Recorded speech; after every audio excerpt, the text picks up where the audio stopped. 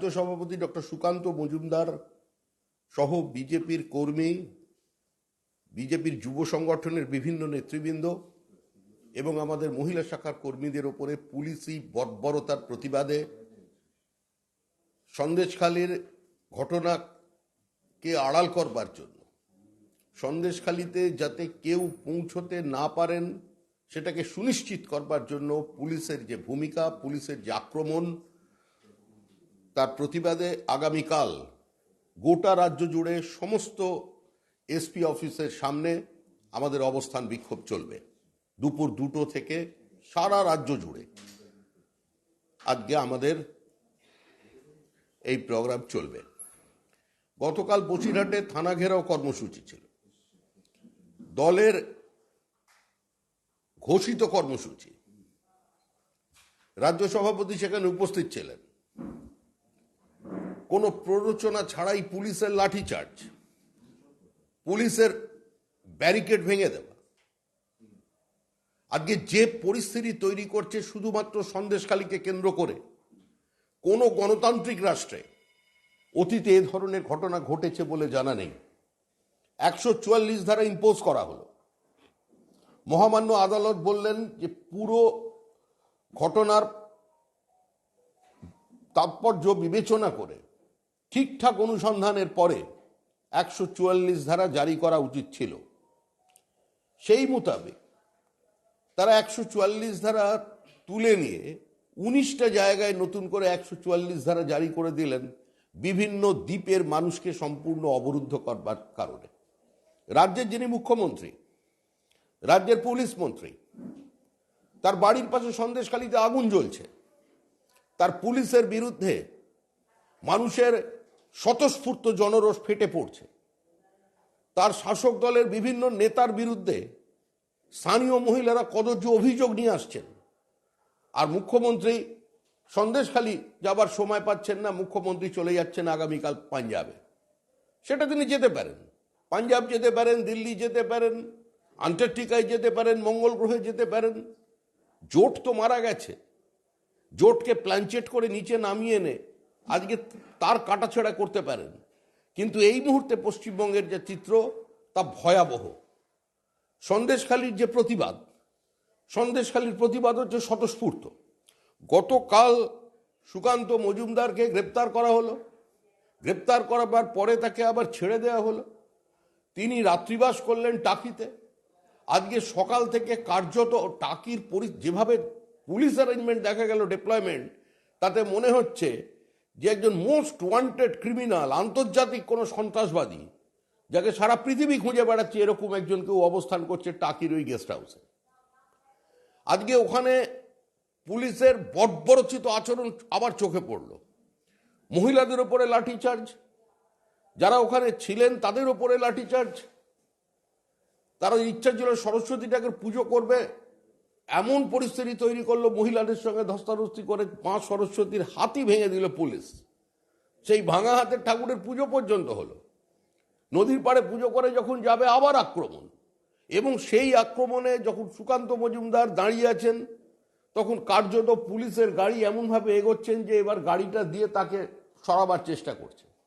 পরিস্থিতির বাধ্যবাধকতায় তিনি গাড়ির বনেটের ওপরে দাঁড়িয়েছেন। আপনারা যারা এখানে আছেন প্রত্যেক সংবাদ মাধ্যমের প্রতিনিধিরা সেখানে উপস্থিত ছিলেন। দেখা যাচ্ছে তিনি ওপর থেকে সাংবাদিকদের সঙ্গে কথা বলছেন, পুলিশের সঙ্গে কথা বলছেন। সন্দেশখালী থেকে টাকির দূরত্ব কত, বসিরহাটের থেকে সন্দেশখালীর দূরত্ব কত? আজকে যে আটকানো হবে সন্দেশখালীতে গেলে, যদি সন্দেশখালীর মধ্যে পুলিশ তাকে বাধা দিত, যদি ধামাখালীতে কিংবা ক্যানিংয়ে কোনো জায়গায় স্টিমারে উঠবার আগে বা লঞ্চে উঠবার আগে, নৌকোয় উঠবার আগে সুকান্ত মজুমদারকে বাধা দিত, তাও নয় একটা বিষয় ছিল। কিন্তু কোথায় বসিরহাট আর কোথায় সন্দেশখালী, কোথায় টাকি, কোথায় সন্দেশখালী? আজকে এই দুই জায়গায় সম্পূর্ণ পুলিশ দিয়ে বিজেপিকে আটকে দেওয়া হলো। সরকার কি প্রমাণ করতে চাইছে? এভাবে কোনো স্বতঃস্ফূর্ত জনরোষকে প্রশমিত করা যায়? এভাবে প্রকৃত সত্যকে গোপন করা যায়? কেন আড়াল করতে চাইছেন? অভিযোগ তো শুধু বিজেপির নয়, অভিযোগ শুধুমাত্র বিরোধী রাজনৈতিক দলের নয়, একবার অনুগ্রহ করে মুখ্যমন্ত্রীকে অনুরোধ করছি, গিয়ে দেখুন আজকে খুলনায়, সরবেরিয়ায়, রাজবাড়ি, সন্দেশখালী, দুর্গানগর, প্রত্যেকটি জায়গায় অভিযোগ করছে তৃণমূল কংগ্রেসের পরিবার, তৃণমূল কংগ্রেসের কর্মীরা, যাদের মধ্যে নির্বাচিত জনপ্রতিনিধি আছেন, সেই পরিবারের লোক রাস্তায় নিয়ে হাতে বাঁশ নিয়ে বেরিয়ে পড়েছেন অপরাধীকে খোঁজার অপরাধে। পুলিশ বলছে নির্দিষ্ট কোনো অভিযোগ নেই। যে মামলায় উত্তমকে গ্রেপ্তার করা হয়েছে, সেই একই মামলা রয়েছে আজকে শিবু হাজরার বিরুদ্ধে। একটি বহুল প্রচারিত সংবাদ মাধ্যমে একটু আগে তার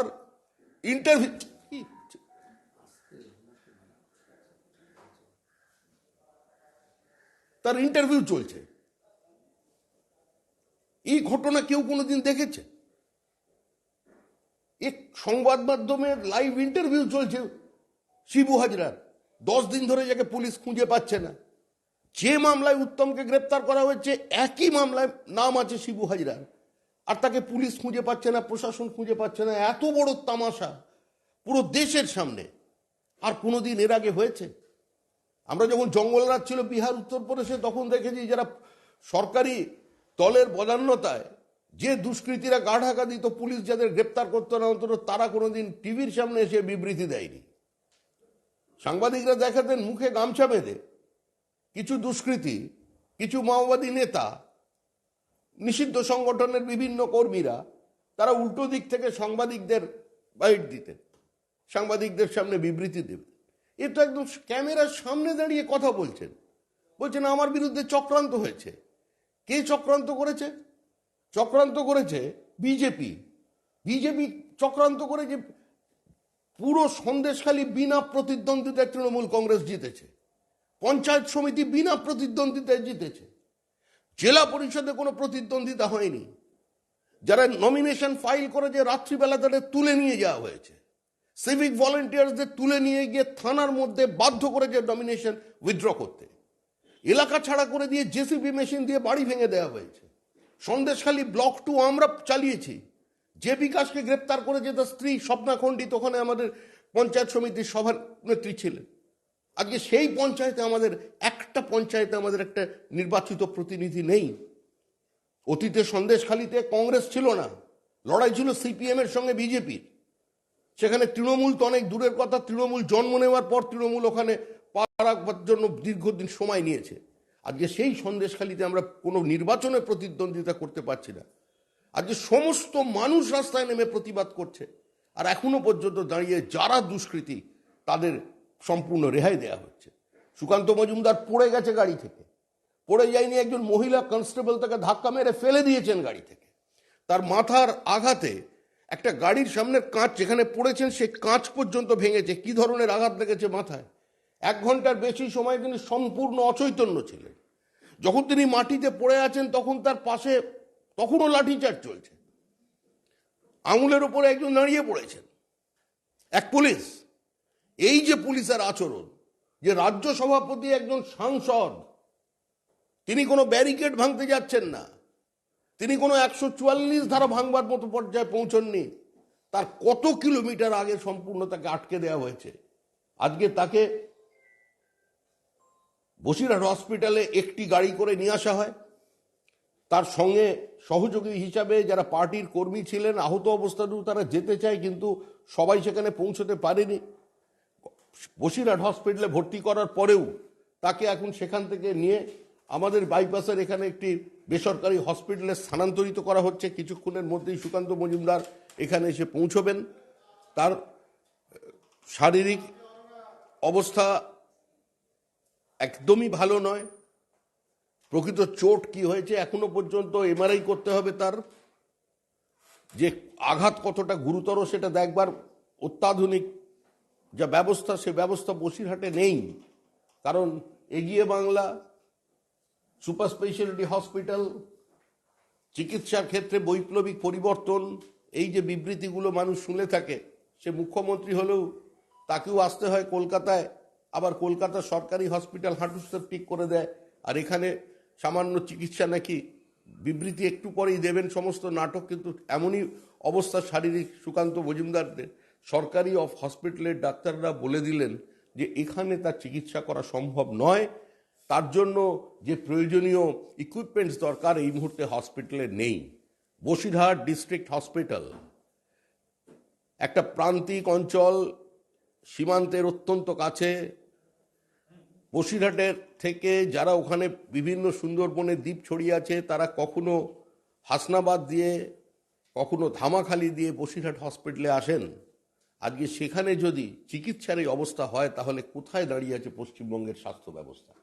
রাজ্যের মুখ্যমন্ত্রী, স্বাস্থ্যমন্ত্রীও তিনি, পুলিশ মন্ত্রীও তিনি, এদিকে দৃষ্টিপাত করবার তার বিন্দুমাত্র সময় নেই। তিনি চলে যাচ্ছেন আমাদের মায়া কাটিয়ে হয়তো বাইরে আবার কি সব আলোচনা করতে। সেটা তিনি যেতে পারেন, গণতান্ত্রিক রাষ্ট্র, গণতান্ত্রিক দেশ। রাজ্যের মুখ্যমন্ত্রী যে কোনো জায়গায় পৌঁছতে পারেন, দেশের প্রধানমন্ত্রীকে আক্রমণ করতে পারেন, দেশের শাসক দল বিজেপির বিরুদ্ধে যে কোনো ধরনের সমালোচনা করতে পারেন, তিনি যেতে পারেন। কিন্তু পশ্চিমবঙ্গের বিরোধী দলনেতা, সংসদীয় গণতন্ত্রে যা স্থান মুখ্যমন্ত্রীর পরে, পশ্চিমবঙ্গের একমাত্র বিরোধী দলের রাজ্য সভাপতি, সাংসদ, তিনি সন্দেশখালিতে যেতে পারেন না। এটাই চলছে, যে সারা দেশ দেখছে এটা পশ্চিমবঙ্গের ভাবমূর্তি কলুষিত হচ্ছে। পশ্চিমবঙ্গের মানুষের উপরে বিশ্বাসযোগ্যতা হারিয়ে ফেলবে ভারতবর্ষের অন্যান্য প্রান্তের মানুষ। 60 লক্ষের বেশি পরিযায়ী শ্রমিক এবং বিভিন্ন জায়গায় উচ্চ মেধায় উচ্চশিক্ষিত ছেলেমেয়েরা যেখানে কর্মরত, যে বেঙ্গালুরু শহরের দ্বিতীয় কথ্য ভাষা বাংলা, 14,60,000 ছেলে মেয়ে চাকরি করছে সেখানে, আজকে দুর্ভাগ্যবশত তারাও প্রশ্নচিহ্নের সামনে দাঁড়িয়ে যাবে। তাদের ব্যক্তিত্ব নিয়ে বা তাদের ইন্টিগ্রিটি নিয়ে সেখানে কিন্তু মানুষ প্রশ্ন উঠতে শুরু করবে যে তারা এই রাজ্যের অধিবাসী।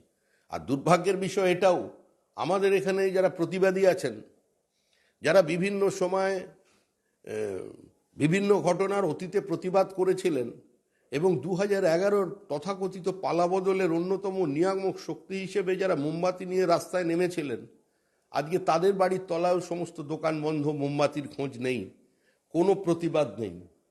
আজকে বিজেপি কর্মী খুন হয়ে গেলে কোনো মিছিল বেরোয় না। মাত্র 27 দিনের মধ্যে 56 জন বিজেপি কর্মী খুন হয়েছিল 2রা মে 2021 সালে, কেউ প্রতিবাদ করেননি।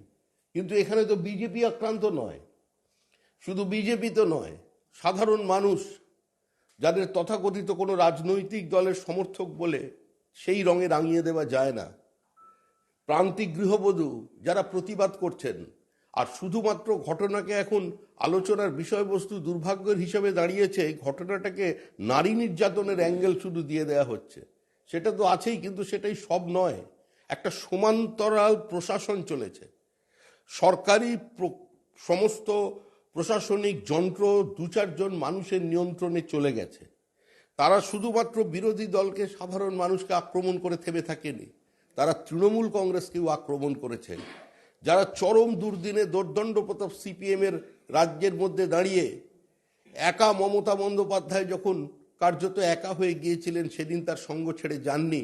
সেদিন যারা ওই সরবেরিয়ায়, ওই রাজবাড়িতে, ওখানেই মালঞ্চয়, ওই সন্দেশখালী 1 নম্বর ব্লক কালীনগরে যারা দেওয়াল লিখেছিলেন তৃণমূল কংগ্রেসের, আজকে তারাও আক্রান্ত হচ্ছেন। আজকে তাদের প্রতিবাদগুলো সামনে আসতে পারছে না। এই ব্যবস্থা পর্যন্ত সরকার গ্রহণ করছে না।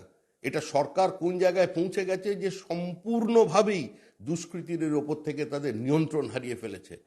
সরকার একদিকে তার দলের দুষ্কৃতীদের নিয়ন্ত্রণ করতে পারছে না, দলের স্থানীয় নির্বাচিত জনপ্রতিনিধিদের নিয়ন্ত্রণ করতে পারছে না, আর একই সঙ্গে তারা সরকারের কাছ থেকে সরকারের প্রশাসনিক অস্ত্র পুলিশকে কেড়ে নিয়ে পুলিশকে ব্যবহার করছে সাধারণ মানুষকে আক্রমণ করবার জন্য, লুট করার জন্য।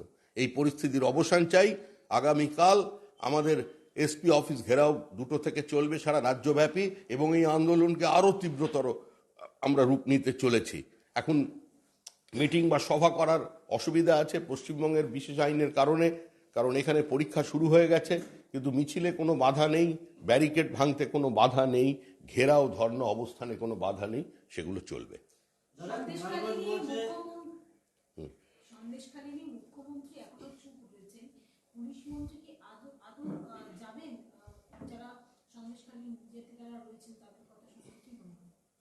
মুখ্যমন্ত্রী সন্দেশখালীকে ফেস করতে পারছেন না।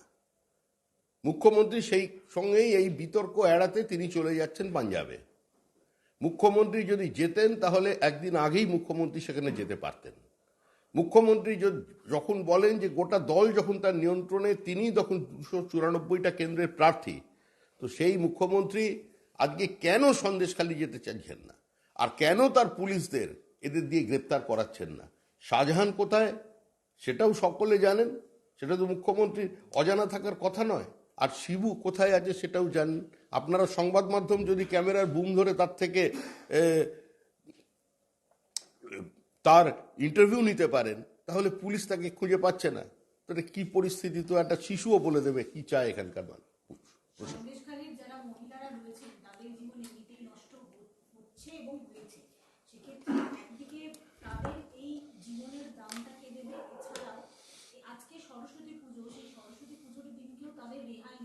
শেখ শাহজাহানকে এখনো গ্রেফতার করা হয়নি। আদতে কি এই সন্দেশখালী যে পুরনো ছন্দে, সেই পুরনো ছন্দে কি ফিরতে পারবে? সমস্ত কিছুই তো চিরস্থায়ী নয়, অত্যাচারও চিরস্থায়ী হতে পারে না। মাতঙ্গিনী প্রীতিলতার দেশে যদি কেউ মনে করে পুলিশকে দিয়ে, কিছু সমাজ বিরোধীকে দিয়ে মানুষের মুখকে চিরদিনের জন্য বন্ধ করে দেবে, সেটা সম্ভব নয়। ব্রিটিশ যেখানে পরাজিত হয়েছে সেখানে তৃণমূল কংগ্রেস কতক্ষণ? শাহজাহানও গ্রেপ্তার হবে, তৃণমূলও সরকার থেকে যাবে, সন্দেশখালীর মানুষও আগে জীবনযাপন করবেন, তাদের সুখ সমৃদ্ধি সবই অটুট থাকবে। একটা বছরের অপেক্ষা। কুণাল ঘোষ বলছে মিথ্যে অভিযোগ চলছে সন্দেশখালীকে কেন্দ্র করে, বাংলাকে বদনাম করা হচ্ছে। জাতীয় মহিলা কমিশন বলছে এমন কোনো অভিযোগ তারা পাননি। কুণাল ঘোষ বলছে অত্যাচারের অভিযোগ, মহিলাদের উপর অত্যাচার হচ্ছে, এই অভিযোগ জাতীয় মহিলা কমিশন ওখানে যখন সংবাদ মাধ্যমের সঙ্গে কথা বলছিলেন তারা বলছে না। জাতীয় মহিলা কমিশনকে বাইরের মানুষের কাছে হয়তো ভয়ে বলেননি, কি যাদের কাছে যাওয়ার কথা ছিল ঠিক জায়গায় পৌঁছতে পারেনি। দেখুন, এটা প্রশ্নটা কে কি বলল সেটা নয়, নারীর সম্ভ্রম নিয়ে প্রকাশ্যে সবসময় আলোচনা হবে, এটা কোনো সমাজে কাঙ্ক্ষিত হতে পারে না। প্রতিদিন মানুষ এটা বেশ মজা করে বা ঘৃণার সঙ্গে যেভাবেই দেখুন আপনি বিষয়টা, প্রতিদিন তাদের অভিজ্ঞতা কি ছিল, কিভাবে রাতে তাদের ডাকা হতো, আর এটা সম্প্রসারিত হবে, এটা মনে হয় কোনো সুস্থ স্বাভাবিক সমাজে কাম্য নয়। যেটা হচ্ছে সেটা সুখকর নয়, এটাও এই চর্চাও বন্ধ হওয়া উচিত। আর যদি সমস্ত ঘটনার ওপরেই তৃণমূল কংগ্রেসের এতটাই কনফিডেন্স থাকে, তাহলে তারা বিরোধী নেতাদের আটকাচ্ছেন কেন? তাহলে তারা আজকে যদি কোনো সমাজসেবী সংগঠন, কোনো মানবাধিকার কর্মী, বা যে কোনো সামাজিক কোনো প্রতিনিধি, অরাজনৈতিক সংগঠনও যদি আজকে সন্দেশখালী যেতে চান, তাদের আটকানোর প্রয়োজন কি? 144 ধারা কিসের জন্য জারি করেছেন? ডায়ালগে তো অনেক কিছু মিটে যায়। 144 ধারা 19টা জায়গায় কেন জারি করা হলো? সন্দেশখালীর বাইরে কোথায় গন্ডগোল হয়েছে? সন্দেশখালী ব্লক 2-তে একটা ঝামেলা হয়েছে, সন্দেশখালী ব্লক 1-এ একটা ঝামেলা হয়েছে। সন্দেশখালীর যে ঘটনা, মানুষকে উত্তেজিত করবার জন্য সম্পূর্ণভাবে পুলিশ দায়ী। পুলিশ 60 জন বহিরাগতকে সেখানে নিয়ে এসে, অন্য দ্বীপ থেকে নিয়ে এসে তাদের দিয়ে মানুষের মিটিং মিছিলকে ভাঙার চেষ্টা করেছে, সেই জন্য সেখানে মানুষ উত্তেজিত হয়ে গেছে। আর একইভাবে একটা কাঙ্ক্ষিত না হলেও, সমর্থনযোগ্য না হলেও আগুন ধরানোর ঘটনা ঘটেছে, সেটা তো সম্পূর্ণ ভিন্ন জায়গায়। কিন্তু সন্দেশখালী ব্লক 2, সেখানের 19টা জায়গা মানে 8টা করে অঞ্চল আছে। সন্দেশখালীতে 16টা অঞ্চল নিয়ে সন্দেশখালী বিধানসভা, সেখানে সন্দেশখালী ব্লক 2-তে 8টা অঞ্চল আছে সম্ভবত, যতদূর আমার মনে পড়ছে। সে 8টা অঞ্চলে 19 জায়গায় কিসের জন্য 144 ধারা জারি করা হয়েছে? এ তো সম্পূর্ণভাবে অবরুদ্ধ করা হচ্ছে দ্বীপের মানুষকে। এমনি যাদের যোগাযোগ ব্যবস্থার এত দুর্বিষহ অবস্থা, 3টে নদী পেরিয়ে একটা জায়গা থেকে অন্য জায়গায় যেতে হয়, কোনো মানুষ অসুস্থ হয়ে গেলে আজকে সন্দেশখালীর ভিতর থেকে যেতে পারছে না। ইন্টারনেট সার্ভিস বন্ধ করে দেওয়া হলো প্রথমে, কার স্বার্থে? এটা কি কোনো সাম্প্রদায়িক দাঙ্গা হচ্ছিল? এটা কি কোনো রকম গুজব ছড়িয়ে উত্তেজনা তৈরির চেষ্টা করা হচ্ছিল? কিছু মানুষ তারা অদৃশ্য হয়ে গেছে, পুলিশ তাদের দেখতে পাচ্ছে না। পুলিশের এই আচরণের বিরুদ্ধে মানুষ সমাজ রাস্তায় নেমে প্রতিবাদ করছে। বাংলাকে বদনাম করা হচ্ছে বলছি। বলছে বাংলাকে বদনাম করা হচ্ছে, মিথ্যে অভিযোগ চলছে সন্দেশখালীকে কেন্দ্র করে, বলছে কুণাল ঘোষ। আরে বাংলাকে বদনাম করা হচ্ছে, এই অভিযোগটা এনে লাভ কি? বাংলাকে কেউ বদনাম করে লাভ কার হবে? পশ্চিমবঙ্গে আমরা বিরোধী রাজনৈতিক দল, দায়িত্বশীল বিরোধী দল। আমাদের পশ্চিমবঙ্গে থাকতে হবে, পশ্চিমবঙ্গে রাজনীতি করতে হবে, সারা ভারতবর্ষের সামনে এই কোঅপারেটিভ কম্পিটিটিভ ফেডারেলিজমের মধ্যে আগামী দিনে টিকে থাকতে হবে। সেখানে আমার রাজ্যকে আমি বদনাম করতে যাব কেন? কোনো মানুষ এটা করে না। বলছি তৃণমূল বিধায়ক নারায়ণ গোস্বামী বলছেন, দাবি করছেন যে বিক্ষোভ দেখা যাচ্ছে এই মহিলাদের পোশাক এবং গায়ের রং দেখে আদৌ মনে হচ্ছে না তারা তপশিলি বা আদিবাসী সম্প্রদায়ের মানুষ। যারা বিক্ষোভ দেখাচ্ছেন মহিলারা, তাদের গায়ের রং এবং পোশাক দেখে মনেই হচ্ছে না আদিবাসী সম্প্রদায়ের মানুষ বা তপশিলি সম্প্রদায়ের মানুষ। মানে তপশিলি সম্প্রদায়ের মানুষকে কি এলাকার লোক বলছেন আপনারা সবাই, মানে তপশিলি সম্প্রদায়ের মানুষকে তাহলে কি কুৎসিত হতে হবে? তপশিলি সম্প্রদায়ের মানুষের কি গায়ের রং কালো হতে হবে? কোনো তপশিলি ঘরে জন্মগ্রহণ করা বা আদিবাসী ঘরে জন্মগ্রহণ করলে কোনো মহিলা ভালো শাড়ি পরতে পারবেন না, তাকে ছেঁড়া জিনিসপত্র পরে ঘুরতে হবে, আধুনিকতা থেকে তার জীবনকে সম্পূর্ণভাবে দূরে সরিয়ে দিতে হবে। সন্দেশখালীতে যে আদিবাসী সংরক্ষিত আসন, কিন্তু সন্দেশখালীতে আদিবাসী যারা চিহ্নিত আদিবাসী যারা আছেন, তাদের যে রিচুয়ালস, তাদের যা ল্যাঙ্গুয়েজ এবং তাদের যা আদব কায়দা, সেটা মূল ভূখণ্ডের মধ্যে খুব একটা বেশি। আপনি পুরুলিয়া বা বাঁকুড়ায় যারা আদিবাসী সম্প্রদায় আছেন, আলিপুরদুয়ারের দিকে যে আদিবাসী সম্প্রদায় আছেন, এদের সঙ্গে সেটা মেলে না। তো ভাষার তো একটা বিবর্তন হয়, জীবন চরিত্রের তো একটা বিবর্তন আছে, সেটা স্থান কাল পাত্রের উপর নির্ভর করে। এই ধরনের কথাবার্তা বলে এটা তো অপমান করছেন সবসময়। এই সরকারটাই আদিবাসী বিরোধী, তফসিলি বিরোধী সরকার। আরেকটা বিষয় বলতে যে যারা ক্ষতিগ্রস্ত হয়েছেন তাদের কাছে পঞ্চায়েত প্রতিনিধি দল গিয়ে তাদের সমস্ত ক্ষতিপূরণ দেওয়া হবে। কি কোথা থেকে দেবে ক্ষতিপূরণ? দল বলছে, পার্টি কেন দেবে ক্ষতিপূরণ? সরকারি টাকা কি ক্ষতিপূরণ দেওয়ার জন্য আছে? লুট করেছে তৃণমূল কংগ্রেসের নেতারা। তৃণমূল কংগ্রেসের নির্বাচিত জনপ্রতিনিধিরা মানুষের জমিকে ভেড়ি বানিয়েছে, তার উপযুক্ত পাওনা তাকে দেয়নি, 3 বছর ধরে তারা টাকা পায়নি। এবার তারা লুট করে নিয়ে টাকা যাবে, আর সেটা সরকারি কোষাগার থেকে তার ভর্তুকি দেওয়া হবে। এটা কোন রাজত্ব চলছে? এটি কোনো ব্যক্তিগত সাম্রাজ্য আছে নাকি? এসব তো রাজতন্ত্রে হতে পারে, গণতান্ত্রিক ব্যবস্থায় তো এটা হয় না, এটা করা যায় না, হবেও না কোনোদিন। দাদা, সুকান্ত মজুমদার অসুস্থতার ভান করছেন, উনি চাইছেন পালাতে, তাই হসপিটালে আনা হচ্ছে। শশী পাজা বলছেন সুকান্ত মজুমদার অসুস্থতার ভান। ওনার শুভবুদ্ধির উদয় হোক। একজন চিকিৎসক যদি এই ধরনের বক্তব্য রাখেন, তাহলে সেই রাজ্যের চিকিৎসা ব্যবস্থা, সেই রাজ্যের প্রশাসন, সেই রাজ্যটা কিভাবে চলছে নতুন করে বুঝিয়ে দেবার কারণ নেই। এটা তো হারিকুরি হচ্ছে। তিনি তো এই সরকারটাকেই শেষ করে দেবেন মনে হচ্ছে। তার ভূমিকাটা একদিক দিয়ে ভালো, যে সরকারটাকে শেষ করে দেবার ব্যবস্থা তিনি করছেন। যিনি স্বাস্থ্যমন্ত্রী, তিনি রাজ্যের মুখ্যমন্ত্রী, আর উনিও অত্যন্ত দলের দায়িত্বশীল এখন একজন নেত্রী হয়েছেন, ক্যাবিনেট মন্ত্রী। তো তিনি এটা দেখতে পাচ্ছেন না যে তার সরকারি হসপিটালে ডাক্তাররা রেফার করছে, তারা বলছে যে যে চিকিৎসার প্রয়োজন তার জন্য প্রয়োজনীয় মানে ইকুইপমেন্টস বা সেই ইনফ্রাস্ট্রাকচার আমাদের নেই, আপনারা কলকাতা নিয়ে যান। এটা তো কোনো বিজেপির প্যাডে আমাদের এখান থেকে বিরোধী দলনেতাও লিখে দেয়নি, আর আমাদের এখানকার কোনো দলের সেক্রেটারিও ওই রেফারটা করেনি। করেছে তো ওখানকার সরকারি হসপিটালের ডাক্তার। তাদের সাসপেন্ড করুন, গ্রেপ্তার করুন তাদের যদি এরকম হয়। কেন লিখেছেন? সংগ্রাম করতে জানেন না, অজ্ঞান হয়ে গেছে। হ্যাঁ, সংগ্রাম করতে জানেন না, অজ্ঞান হয়ে গেলেন। সব প্রশ্নের বলছে তৃণমূল দাবি করছে যে যে যত পদেই থাকুক যদি দোষী হয়ে ব্যবস্থা নেওয়া হবে, অলরেডি নেওয়া হয়েছে, আবার নেওয়া হবে। ব্যবস্থা তৃণমূল কংগ্রেসের নেবে এটা তো কেউ প্রত্যাশা করছে না। পুলিশের কাছে অভিযোগ করা হয়েছে, পুলিশ বলছে আপনারা গিয়ে নেতার অফিসে যান। মানুষের তো ক্ষোভের জায়গায় এটাই। আর এটা তো বিজেপিকে বলে কোনো লাভ নেই। যারা আন্দোলন করছেন 50% তার মধ্যে আছেন যাদের বাড়িতে মমতা বন্দ্যোপাধ্যায়ের ছবি আছে। তারা তো বলছে আমরা তৃণমূলের লোক, কিন্তু আমরা রাস্তায় নেমেছি এই শাহজাহানের গ্রেপ্তারের দাবিতে। প্রকাশ্যে বলছেন, আপনারাই দেখাচ্ছেন, আপনার টিভ কোম্পানি মানে আপনার চ্যানেল দেখাচ্ছে, তার উত্তরটা কে দেবে? আরেকটা অভিযোগ করছেন যে আপনারা ওখানে দাবি করছেন ঘটনার কারণে তাহলে স্বরাষ্ট্রমন্ত্রীকে দায়ী করা হবে না কেন, বা তার রেজিগনেশন চাওয়া হবে না কেন? কিসের কারণে?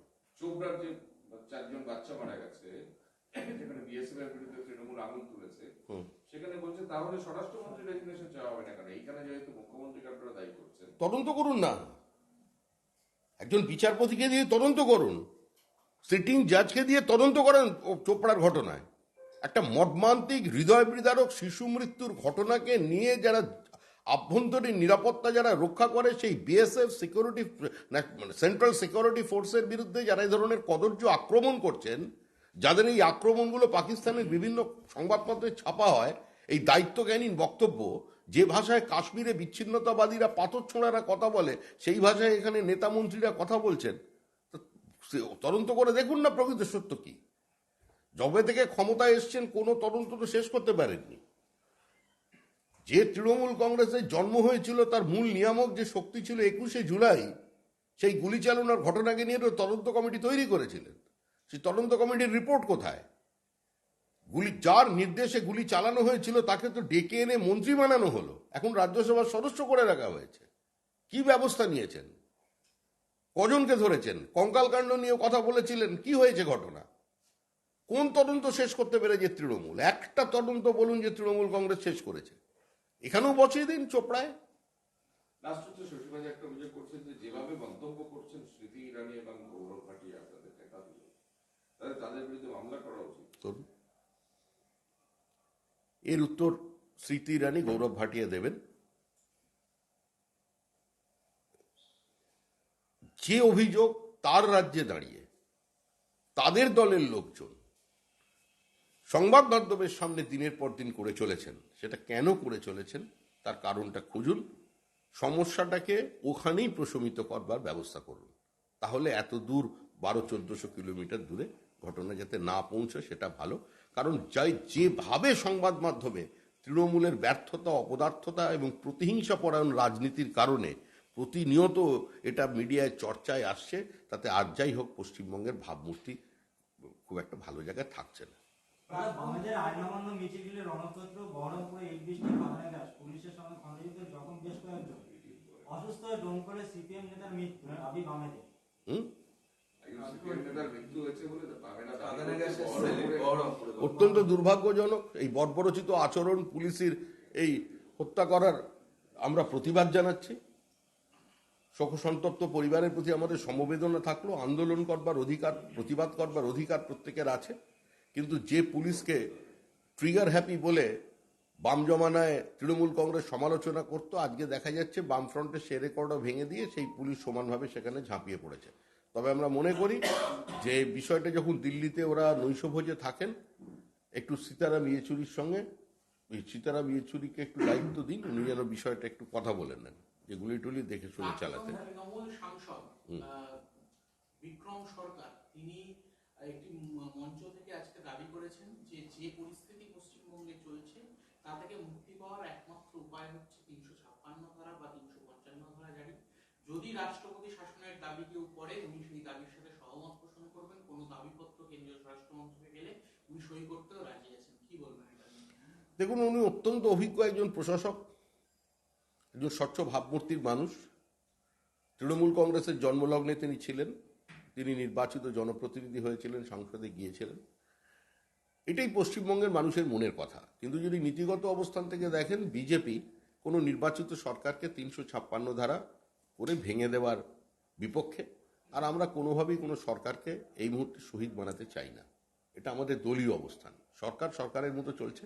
তবে এটা প্রত্যেকের মনেই প্রশ্ন আছে যে পশ্চিমবঙ্গের এই মুহূর্তে সাংবিধানিক পরিকাঠামো সম্পূর্ণভাবে ভেঙে পড়েছে। বিচার ব্যবস্থা, সংবাদ মাধ্যম,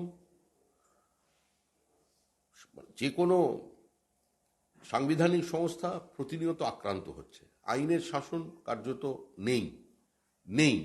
এই অবস্থার মধ্যে দাঁড়িয়ে মানুষের জীবন জীবিকা, মানুষের সম্ভ্রম, মানুষের মৌলিক অধিকারগুলোকে যখন বাজেয়াপ্ত করে ফেলা হয়েছে, তো স্বাভাবিকভাবেই এটা একটা সাংবিধানিক সংকট শুধু নয়, সাংবিধানিক ব্যবস্থা ভেঙে পড়ার সমস্যা। তো যারা কাস্টোডিয়ান আছে তারা দেখুন। সেই জন্যই তো আমরা বারবার বলছি, রাজ্যপালের কাছ থেকে এখন মানুষ কোনো বিবৃতি চায় না। রাজ্যপাল পারলে কিছু করে দেখান। তবে কিভাবে করবেন কিভাবে অবস্থা নিয়ন্ত্রণে আনবেন সেটা যারা সংবিধানের কাস্টোডিয়ান আছে তারা বুঝবেন। মহিলাদেরই পাল্টা ঢাল শাসকের 18ই ফেব্রুয়ারি সন্দেশকারীদের সবার ডাক, এলাকার মহিলাদের দিয়ে প্রমাণ করবেন রাজ্যের মা বোনেরা সুরক্ষিত, হুঁশিয়ারি পার্থভূমিকে, শেষ মন্ত্রীর গলায় ফের খেলা হবে স্লোগান। 18ই ফেব্রুয়ারি সন্দেশকারীদের মহিলাদের নিয়ে সবার ডাক দিয়েছে। আসলে ও কালকে সবকিছু গুলিয়ে ফেলেছে ওখানে গিয়ে। অতীতে নাটক করতো, এখন আবার অভিনয় করছে। এই করতে গিয়ে কিছু বুঝতে না পেরে ওই নাটকে সিনেমা থিয়েটারের কিছু ডায়লগ ওখানে বলে দিয়ে চলে এসছে। কি বলেছে ও নিজেও বোঝেনি। কালকে তো আমাদের চোপড়া নিয়ে তো রাজ্যপালের কাছে যাচ্ছে তৃণমূলের বেশ কয়েকজন প্রতিনিধি দল, যাতে একাধিক মন্ত্রী আছে, সাংসদ। যেতেই পারেন, সেটা তো একটা অধিকার আছে। কখনো রাজ্যপালকে ব্ল্যাক ফ্ল্যাগ দেখাচ্ছেন, আবার তার কাছেই চলে যাচ্ছে। রাজ্যপাল পদটাই তখন তুলে দেওয়ার পক্ষে তৃণমূল। আমরা জানতাম বামপন্থীরা রাজ্যপাল পদটা রেখে দেওয়ার বিরুদ্ধে, এটা তাদের নীতিগত অবস্থান ছিল, সেটা একটা বিষয়। তারা তাদের নীতিগতভাবে তারা সেটাকে সরিয়ে দিতে চায় না। তৃণমূল তো যখন যেমন তখন তেমন, কখনো বলছে রাষ্ট্রপতি পদ তুলে দাও, কখনো রাষ্ট্রপতিকে হাতে খড়ি দিয়ে দিচ্ছে। কি যে ওরা চায় নিজেই জানে না এই রাজ্যপালকে। প্রিয়াঙ্কা গান্ধী শহরে এলেন, তার কর্মসূচি সম্পর্কে পুরোটাই ধোঁয়াশা, মানে কেন এলেন তার দলও কিছু জানে না।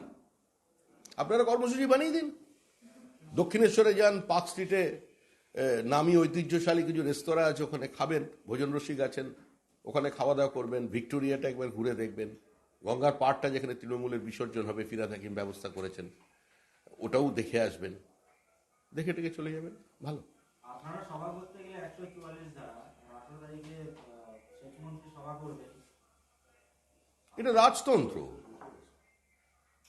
এটা তো গণতান্ত্রিক ব্যবস্থা নেই, রাজতন্ত্র চলছে, পরিবারতন্ত্র প্রতিষ্ঠিত। আর তিনবারের জন্য সেই পরিবারকে মানুষ সমর্থন করেছে। রাজতন্ত্রে তো সবকিছু হয়, এটা এখানেও হবে।